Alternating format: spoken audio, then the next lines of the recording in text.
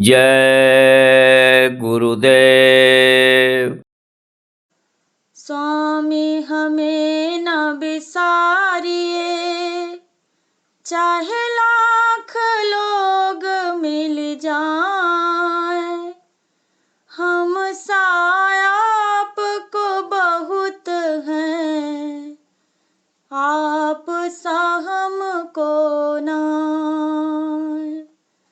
हम साया आपको बहुत हैं, आप सा हमको नाय।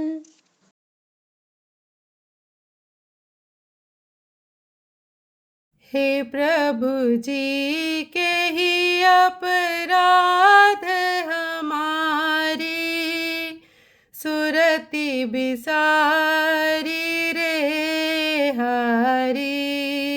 हे प्रभु जी के ही अपराध हमारी, सुरति बिसारी रे हरी।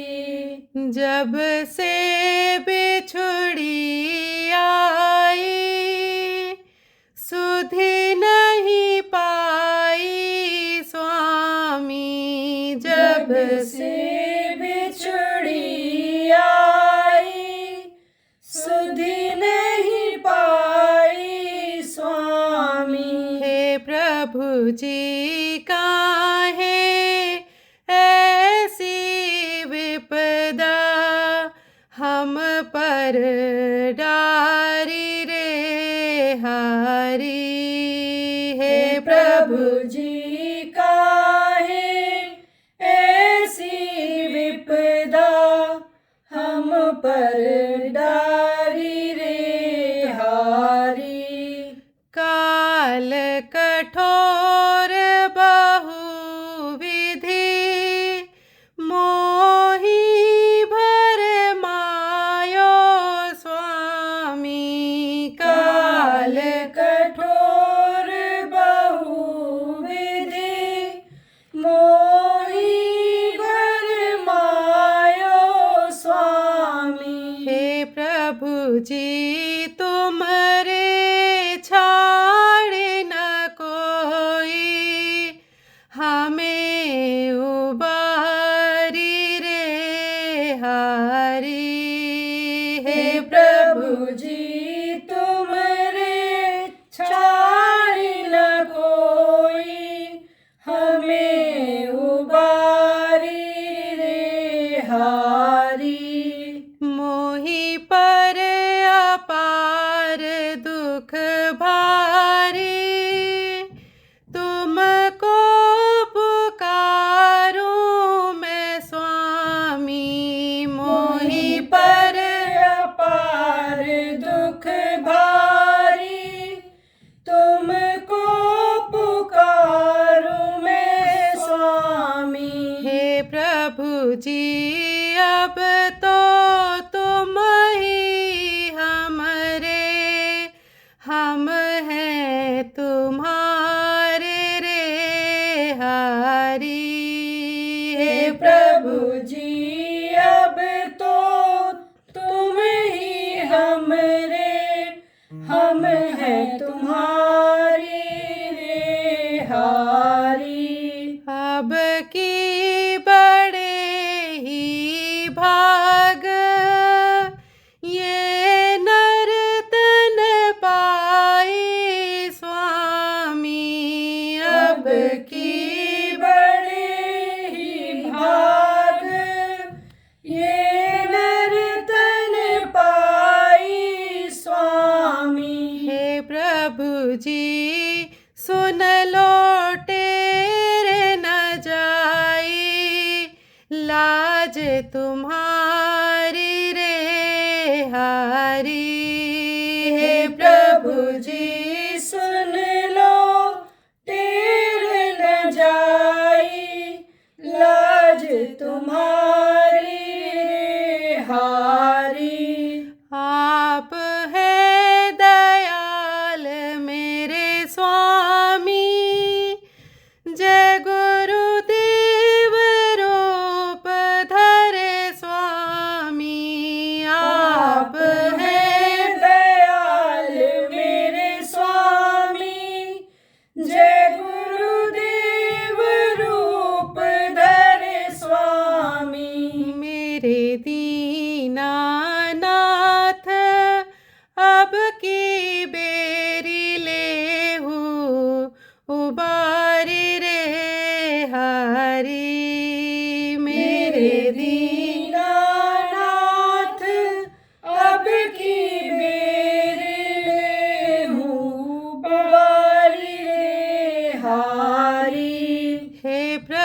जी के ही अपराध हमारी, सुरति बिसारी रे हारी।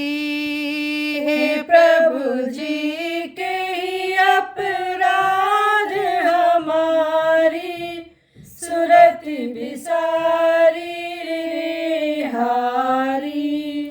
जय गुरुदेव, जय गुरुदेव।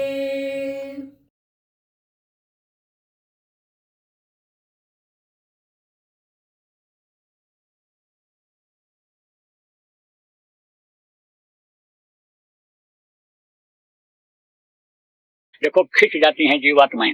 गुरु महाराज के सत्संग में छोटे छोटे बच्चे ऐसे देखते रहते थे, गुरु महाराज सत्संग सुनाते रहते थे। एक आदमी ने हमें से कहा देखो देखो देखो वो बच्चा कैसे सुन रहा है, कितनी देर से देखो बच्चा ऐसे ऐसे सुन रहा है, कितना देर से सुन रहा है वो। फिर कहा उन्होंने ये क्या समझ पाता होगा। अरे हमने कहा इसकी जीवात्मा सुनती है, वो खींची हुई है, वो जुड़ी हुई है, ये हिल डुल नहीं सकता। देखो कैसे एक तक देख रहा है, गुरु उसको खींचे हुए हैं, ये गुरु की तरफ खींचा हुआ है, तो संबंध सबका एक जैसा। ऐसे ही जब गुरु अन्य मिल जाते हैं तो वो जो सूरत की डोर है वो अपने हाथ में ले लेते हैं। इसलिए काल कर्म की चले न बाजी, फिर किसी की कोई भी बाजी नहीं चलती है, कितना भी बाजी लगा दे।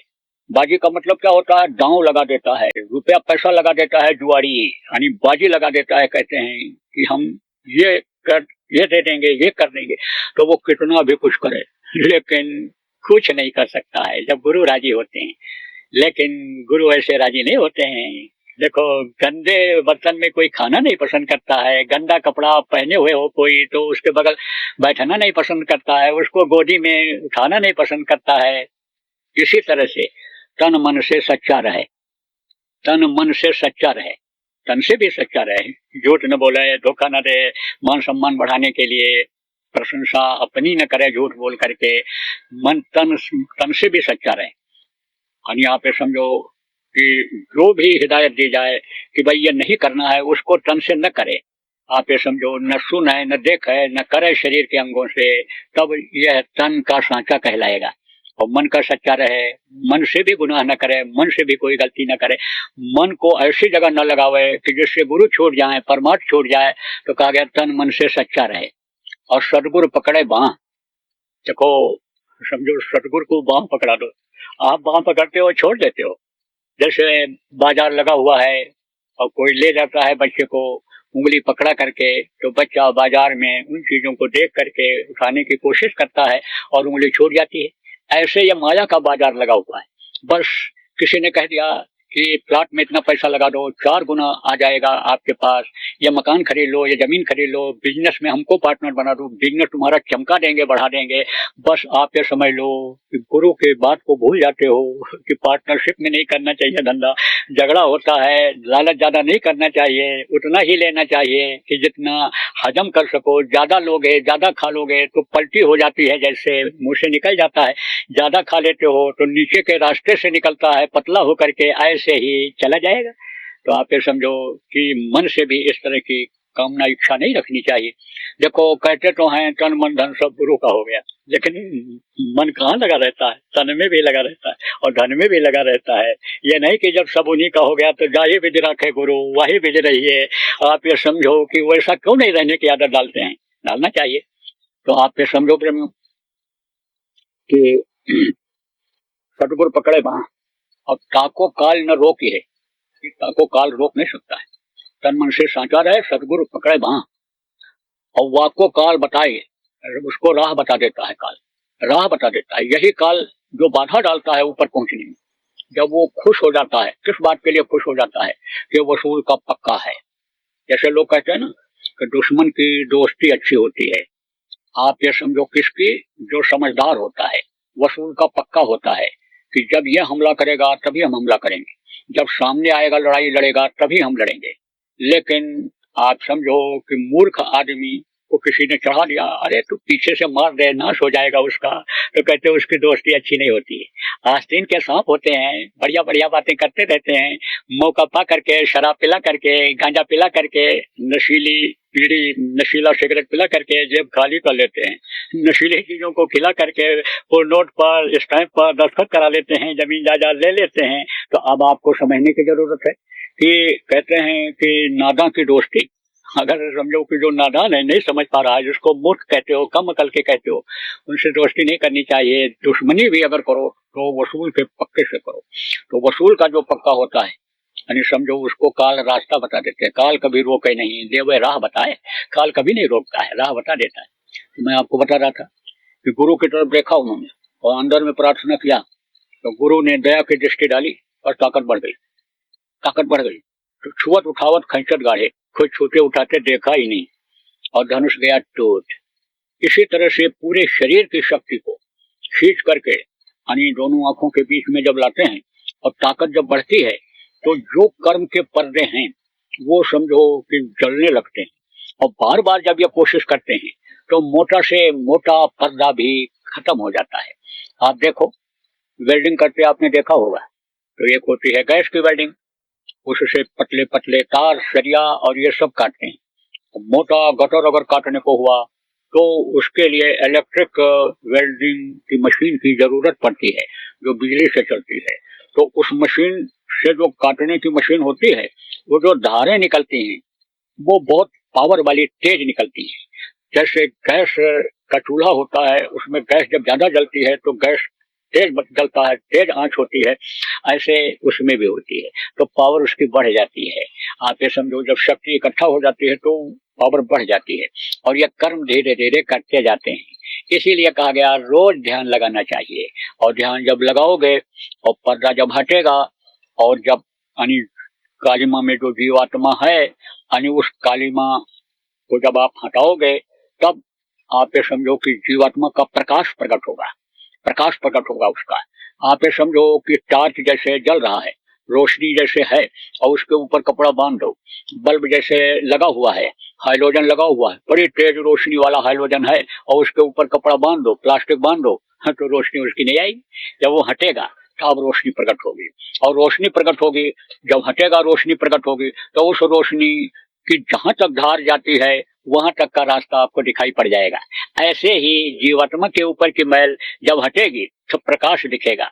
और वो प्रकाश कहाँ से जुड़ा हुआ है? जहां से जीवात्मा आई हुई है उस प्रकाश उसमें जुड़ा हुआ है। वो तो प्रकाशमय नगरी है, वो तो प्रकाशवान देश का जो मालिक है, वो 3 सूरज चांद सितारे रोम रोम में करे उजारे, उनके रोम रोम अंग अंग उनके कण कण में करोड़ों सूरज जैसी रोशनी हो रही है।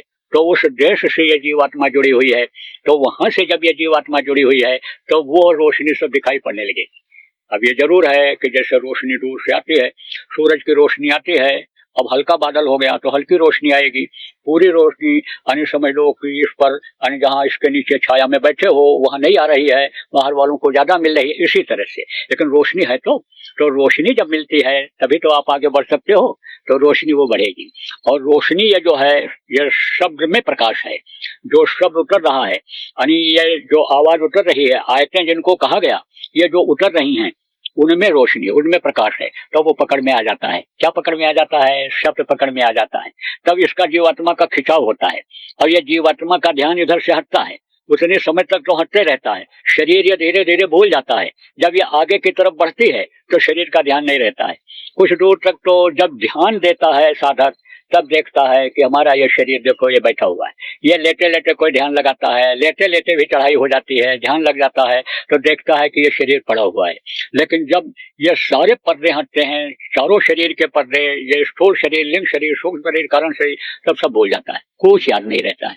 तो समझो आप कि वो जीवात्मा का इधर से ध्यान हटता है, उधर की तरफ भक्ति है। जीवात्मा को जब पता चल जाता है कि मैं प्रकाशवान हूँ, मुझ में ताकत है, मैं परमात्मा के अंश हूँ और परमात्मा मुझे बुला रहा है, परमात्मा मुझे खींच रहा है, तब ये जीवात्मा आगे बढ़ती है और जो शब्द है वो खींच लेता है।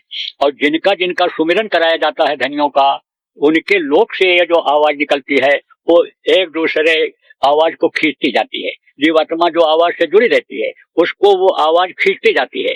तो एक लोक से दूसरा लोक, दूसरे से तीसरा लोक, चौथा लोक, और फिर अपने लोक में वहां पहुंच जाते हैं। आप ये समझो फिर उधर तो अन्य समझो जहां से उतारी गई अनामी धाम में ये पहुंच जाती है। फिर तो कोई झगड़ा नहीं, कोई झंझट नहीं, कोई अन्य गंदगी वहां नहीं है, कोई भी दुख सुख कुछ नहीं है। दुख सुख सब खत्म है, यानी सुख ही सुख है, यानी दुख नाम की कोई चीज ही नहीं है। कोई रोना धोना कुछ है ही नहीं वहां पर।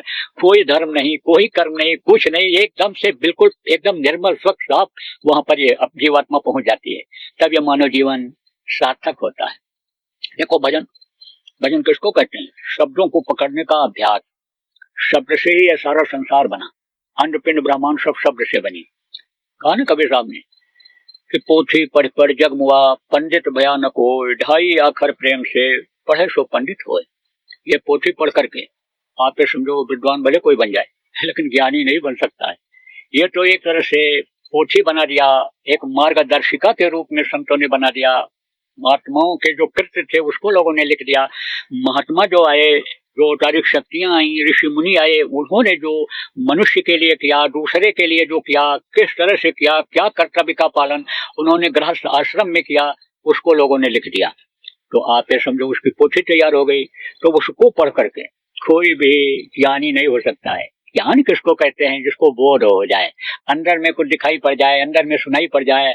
यह विद्या जहाँ खत्म होती है, यह सीमा दुनिया की जहाँ खत्म होती है, आध्यात्म विद्या की शुरुआत होती है, आध्यात्म की सीमा शुरू होती है, तो वहाँ अन्य जो पहुंच जाता है वो ज्ञानी हो जाता है। यहाँ बड़े अच्छे अच्छे ज्ञानी हैं, गीता याद किए हैं, रामायण कंठग्र किए हैं, रामचरितमानस कंठग्र किए हैं, भागवत के भी बड़े ज्ञाता हैं। लेकिन ये चीजें सब यही काम आने वाली हैं। इनमें एक रास्ता मिलता है, इनसे एक रास्ता मिलता है। देखो लोग कहते हैं कि कृष्ण ने गीता का उपदेश दिया था, कृष्ण की भक्ति करेंगे तो हम पार हो जाएंगे। लेकिन गीता में भी यह लिखा हुआ है, आप समझो कि 100 स्कंद में 34वें श्लोक में कि गुरु की खोज करो, गुरु के पास जाओ, तत्वदर्शी को खोजो और उनसे रास्ता लो, तब तुम्हारा उद्धार हो पाएगा। जब महाभारत खत्म हुआ, आप ये समझो पांडव के घमंड, अर्जुन को तो बहुत करा दिया था, पहले ही दिखा दिया था। धनुष नहीं उठा रहे थे महाभारत से पहले, तो कहा कि चलो उठाओ धनुष। बोले इनको अपने परिवार के लोगों को मार करके मैं नरक नहीं जाना चाहता हूँ, मैं महाभारत की लड़ाई नहीं लड़ूंगा। अरे बोले तुमने हमको पहचाना नहीं। अर्जुन बैठो, बैठाया। कहा इन बाहरी आंखों से तुम क्या पहचान पाओगे, तुम क्या समझ पाओगे क्या हो रहा है, कौन सी लीला हो रही है। चलो विश्वास के लिए तुमको हम दिखा देते हैं महाभारत। बैठाया तो कहा बंद करो आंख। बंद किया। कहा को दिखाई पड़ा? बोले नहीं, क्योंकि कर्म का पर्दा था। ठोका यहीं पर, वो पर्दा हटा जब जो कर्मों का लगा हुआ था और खुली अंदर की आंख, तब देखा कि सब के सब मरे पड़े हुए, केवल हमको निमित्त बनना है। और उठाया गांडियो, धनुष उठाया, एक तरफ से आंख बंद करके तीर छोड़ते चले गए। विश्वास हो गया कि करने वाले कृष्ण हैं। आप ये समझो जब विश्वास आदमी को हो जाता है तब आप ये समझो कि वो लग जाता है। आप प्रेमियों को विश्वास हुआ, कैसे विश्वास हुआ? गुरु की दया से ही हुआ, बगैर गुरु की दया से नहीं होता। नहीं तो हमारे ही जीवन में एक ऐसा समय आया था कि जब लोग कह रहे थे ये कहाँ जाएगा, क्या करेगा। जब गुरु के स्थान से मैं निकला था आश्रम छोड़ करके, मेरे पास कुछ नहीं था, लेकिन आप ये समझो कि गुरु की दया हुई और आपको विश्वास हुआ, तब आप इतनी भारी संख्या में आ गए और बोले चलो भाई महाराज जी के साथ वहां गुरु की पूजा करेंगे, गुरु का भोग लगाया हुआ प्रसाद खाएंगे। तब आप यहाँ पर आए हो। तो विश्वास दिलाना पड़ता है, विश्वास होता है। जैसे बताया तार खींचा जाता है, ऐसे तार खींच देते हैं गुरु। जिन पर आपको विश्वास था गुरु महाराज पर, उन्होंने तार खींच दिया। और कुछ लोग इसमें ही मिल जाएंगे जिनको अंदर में पहचान करा करके गुरु महाराज ने पहचान करा दिया। तो अब आप ये समझो प्रेमियों, पहचान अपना दे करके पहचान करा दिया। कहा ये अब ये देखेंगे, ये करेंगे, इनसे मिलो, इनसे कहो। तो अब आप ये समझो विश्वास हो जाता है आदमी का। तो विश्वास दिलाना जरूरी था काम करने के लिए। तो कहा बैठो, अर्जुन को बैठाया, ठोका यहीं पर, खुली जब अंदर की आंख, देखा सब मरे पड़े हुए। फिर तो बोले बस खाली हमको तो बस खाली छोड़ना है, निमित्त बनना है, करने वाला तो कृष्ण है। सब एकदम से धराशायी हो गए, महाभारत संपन्न हो गए। तो भीम ने कहा मैंने मारा, नकुल ने कहा मैंने मारा, सहदेव ने कहा मैंने मारा। तो कहा कि जो है मारा कृष्ण ने कहा ये तो श्रेय ले लेंगे, मेहनत किसकी रही। और समझो जैसे शेर शिकार करता है और जिधर लोग खा लेते हैं, तो शिकार किसने किया, और ये जो है पेट इनका बनेगा, नाम इनका होगा। तो बोले कि सब तो काम ही सब खत्म हो जाएगा, महापुरुषों का नाम ही खत्म हो जाएगा, महापुरुषों का महत्व खत्म हो जाएगा, महापुरुषों पर से लोग विश्वास हटाने लग जाएंगे। क्यों? क्योंकि श्रेय इनको मिल जाता लड़ाई करने वालों। बोले ऐसे नहीं माना जाएगा, वो तो जिसने पूरा महाभारत देखा है, जब वो बताएगा वो माना जाएगा। जब ये वो भाई कृष्ण ने देखा तो ये सबको मालूम हो गया था कि बब्रवाहन ने वरदान मांगा था, कृष्ण के सिर काटते समय वरदान मांगा था कि हमको महाभारत देख लेने दीजिए तब मेरे प्राण निकलें। तो उसका सिर रखा हुआ था वहां, कहा, पहाड़ के ऊपर, खोखला हो गया था, कुछ नहीं था, ये मांस और ये समझो नसें पसें सब सूख गई थी, क्या थी, खोपड़ी थी खाली। तो आप ये समझो कि सतयुग के बाद ही त्रेता आया था, और सतयुग में हड्डी में प्राण रहते थे, जब तक शरीर में हड्डी रहती थी तब तक प्राण रहते थे। आप ये समझो कि त्रेता जब आया तो त्रेता में लहू में प्राण आ गए, और द्वापर आया तो द्वापर में त्वचा में खाल में प्राण आ गए। इसीलिए तवरेज की खाल खींचा था कि खाल खींच लोगे तो खत्म हो जाएगा, कुछ मत करो, मारो काटो मत इसको, इसकी खाल खींच दो बस खत्म हो जाएगा। तो आप ये समझो प्रेमियों कि कलयुग में अन्य प्राणी कलयुग है, अन्य में प्राण आ गया। लेकिन ये जरूर है कि बालू है, बालू में चीनी मिला दो तो हाथी नहीं निकाल पाएगा, चींटी निकाल लेगी, ये गुण तो इसमें है। मन ही तो लगाते हैं, मन को साथ रखना जरूरी होता है संतों के लिए, मन से ही काम ले लेते हैं, बस थोड़ी सी कसरत कराते हैं, बाकी तो ज्यादा कसरत करनी पड़ती थी। पहले हड्डी सड्डी रह जाती थी, मांस खून सूख जाता था, तपस्या करनी पड़ती थी, लेकिन अब खाली मन को ही रोकने का कसरत कराना पड़ता है, मन को ही कसरत कराते हैं, उधर से ध्यान इधर हटा देते हैं। तो जैसे चींटी की तरह मन कमजोर हो गया, तो चींटी जैसे पकड़ती है किसको, चीनी को पकड़ लेती है, निकाल लेती है बालों में से, ऐसे आवाज को पकड़ लेता है मन। ये कलियुग में मन जल्दी पकड़ता है, पहले नहीं पकड़ सकता था क्योंकि स्थूल शरीर था। देखो हल्का फुल्का आदमी है, कहीं भी चला जाए, आप ये समझो छलांग लगा दे, और मोटा आदमी को दौड़ा दो, अरे तो गिर जाएगा, डॉक्टर के पास ले जाना पड़ेगा, जल्दी कोई उठा भी नहीं सकता, अकेला आदमी, 4 आदमी लगेंगे तब उठा के एम्बुलेंस में डालेंगे। तो अब आप ये समझो, इसीलिए तो कहा जाता है संयम नियम का पालन करोगे तो आप ये समझो सुखी रहोगे। थोड़ा खाना, न मरना न मुटाना, कहते हैं गांव के लोग बड़े अन्य समझो अनुभवी हैं, कहते थोड़ा खाओ, न मरोगे न मुटाओगे, और चलते फिरते रहोगे, आराम से हजम हो जाएगा। तो ले गए उस खोपड़ी के पास, बब्रवाहन के कृष्ण ले गए पांडव, और कहा, पूछा उससे कि तूने महाभारत देखा? बोला हर पल हर क्षण महाभारत देखा, महाभारत देखने के लिए ही मैंने वरदान मांगा था आपसे। क्या देखा तूने? बब्रीक, तूने क्या देखा? बब्रीक नाम था उसका। बब्रीक तूने क्या देखा? तो कहा कि मैंने देखा कि सब के सब मरे पड़े हुए, केवल चक्र सुदर्शन चल रहा है, और बाकी किसी का न तो कोई हथियार चल रहा है और न किसी का हाथ पैर हिल रहा है, ये सब मुंह फैलाए हिजड़े की तरह खड़े हुए थे, ये सब के सब। जब वो ऐसा बोला तब बोले, भाई शक्ति तो लड़ने की हमको कहीं और से मिली थी, अरे करने वाला तो कोई दूसरा है, वो प्रभु याद आया। आपको और याद दिला दें, बेलन लूटी गोपिका वही अर्जुन वह बान, पुरुष बलि नहीं होता है समय हो तो बलवान। अभी बुद्धि भ्रष्ट हो जाए तो ये विद्वता काम करेगी? विद्वता वाले लोग हथकड़ी लगा के ले जाए जा रहे हैं, जेल में बंद कर दिए जा रहे हैं।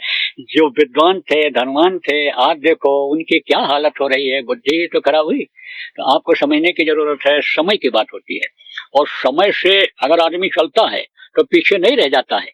जैसे इस समय मनुष्य शरीर का समय आपको मिला है, इस समय पर मनुष्य शरीर के कर्तव्य का पालन कर लोगे तो आप पीछे नहीं रहोगे। नहीं तो ये शक्ति जो आपको मिली है शरीर को चलाने वाली, ये शक्ति एक दिन बुढ़ापे में छीड़ होगी, कम हो जाएगी, तो कुछ नहीं कर पाओगे। बुढ़ापे में कहीं कुछ हो पाता है? कुछ नहीं, हाथ पैर आंख कान सब ढीले हो जाते हैं। दयो दयो आलसी पुकारा, यह शरीर दयो को पुकारता है कि भगवान गुरु महाराज देवी देवता जिनको याद करता है वही उसी से कहता है कि अब किसी तरह से हमारी जीवन नैया को पार कराओ, किसी तरह से हमारा श्वास पूरा हो जाए, हम आराम से चले जाएं, नहीं तो अब हम झेल नहीं पाएंगे। कृष्ण ले गए पांडव और कहा, पूछा उससे कि तूने महाभारत देखा? बोला हर पल हर क्षण महाभारत देखा, महाभारत देखने के लिए ही मैंने वरदान मांगा था आपसे। क्या देखा तूने बब्रीक? तूने क्या देखा? बब्रीक नाम था उसका। बब्रीक तूने क्या देखा? तो कहा कि मैंने देखा कि सब के सब मरे पड़े हुए, केवल चक्र सुदर्शन चल रहा है और बाकी किसी का न तो कोई हथियार चल रहा है और न किसी का हाथ पैर हिल रहा है। ये सब मुंह फैलाए हिजड़े की तरह खड़े हुए थे, ये सब के सब। जब वो ऐसा बोला तब बोले भाई शक्ति तो लड़ने की हमको कहीं और से मिली थी, अरे करने वाला तो कोई दूसरा है, वो प्रभु याद आया। तो आप ये समझो कि तब ज्ञान हुआ इनको। तो कृष्ण से उसने कहा कि अब मेरा संकल्प पूरा हो गया, मैंने महाभारत देख लिया, अब अपना ये वरदान वापस ले लो। वरदान अगर वापस न लेते तो वो तो खोपड़ी आज भी ऐसे ही बोलती रहती। कहा अपना वरदान वापस ले लो, अब मैं जीवात्मा को अपने निकालना चाहता हूँ, ले जाना चाहता हूँ, अब जाना चाहता हूँ। कृष्ण ने कहा तेरा काम हो गया, मेरा भी काम हो गया, मुझे भी जाना है। पांडव ने कहा महाराज मुझको भी लेते चलिए। बोले तुमको मैं नहीं ले जाऊंगा और न ले जा सकता हूँ। मैं जिस काम के लिए आया था वो काम मैंने कर दिया, धर्म की स्थापना करने के लिए आया था, दुराचारियों के संहार के लिए मैं आया था, वो काम मैंने कर दिया। और अगर तुमको जाना है, मेरा धाम देखना है, ब्रह्मस्थान जहां से वो भेजे गए थे, त्रिकुटी धाम पहुंचना है, तो तुम समर्थ गुरु की तलाश करो, शब्द भेदी गुरु की तलाश करो। आप ये समझो उनको खोजो, आप ये समझो कनफू का गुरु और का बेहद का गुरु, और बेहद का गुरु जब मिले तो लगे ठिकाना ठोर बेहद, इसका कोई हद नहीं है। यानी अनामी धाम का कोई हद ही नहीं है, न उसके मालिक का कोई नाम है। आप ये समझो वो बेहद है। तो बेहद की जानकारी करने वाला जब गुरु मिलेगा तुमको, तब तुम इन सब धामों को, हमारे धाम को देख सकते हो, ऊपर जा सकते हो, उनकी खोज करो। तब जोड़ा हाथ पकड़े पैर, प्रभु अब बुढ़ापे में कैसे योग साधना हो पाएगी, कैसे गुरु खोज पाऊंगा। मैं तो इसी आशा में लगा रहा कि जब आप चलेंगे, हमको लेते चलेंगे, तो अब हमको मत ठुकराओ। बोले देखो साफ साफ बता दिया कि तत्वदर्शी गुरु को तुमको खोजना ही पड़ेगा और उनसे रास्ता लेकर के योग साधना करना ही पड़ेगा। भजन बिना अनिल तकलीफ तुम्हारी जा नहीं सकती है। कहा भजन बिना सुने खगेशा, जाए न जीवन के कलेशा। यह कलेश नहीं जा सकता है तुम्हारा, ये चिंता ही तुमको बनी रहेगी कि भाई हमने पाप किया है, हमने अपराध किया है, तुमको ये करना पड़ेगा। और गए और वहां देखो वैतरणी नदी में समझो छिकोड़ करके उधर और जान दे दिया उन्होंने। तो कहने का मतलब यह है कि ये जो पुस्तकें हैं, ये जो किताब है, ये क्या है, एक मार्गदर्शिका है कि इसको पढ़ो तो समझो, इसमें जो रास्ता बताया गया है, जो लिखा गया है, उस पर करो अमल।